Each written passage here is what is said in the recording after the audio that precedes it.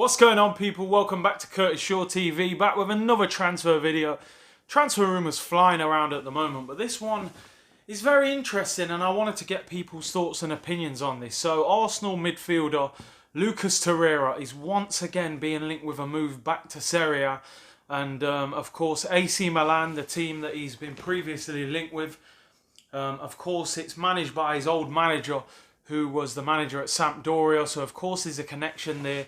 Arsenal's old chief executive and bold chief executive, Ivan Gazidis, is over there at AC Milan, and they're being heavily linked with him again now. It's believed they're going to make a fresh move for Torreira this summer, and apparently Arsenal would potentially do business for around £40 million. It's an interesting situation and I wanted to know your thoughts. Number one, how highly do you rate Lucas Torreira? And for £40 million, is he somebody that you would potentially sell? Or do you think he's somebody the club have to keep? Now, my opinion of Torreira is quite split. I like his energy.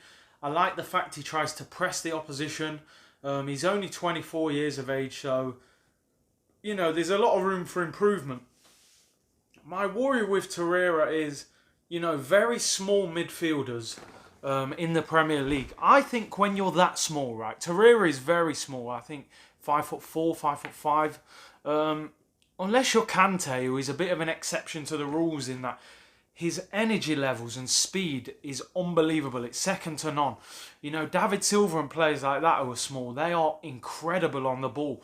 To me, Torreira is, you know, he's decent on the ball and he's decent at winning the ball back. He's not amazing at either one of those things. You know, Santi Cazorla was very small, but again, an absolute genius on the ball. And he moved it so quickly, the ball, and the low centre of gravity almost suited him. With Torreira, he's not somebody that I look at and think, let's actively sell him, because I think there are far worse players at the club than Torreira.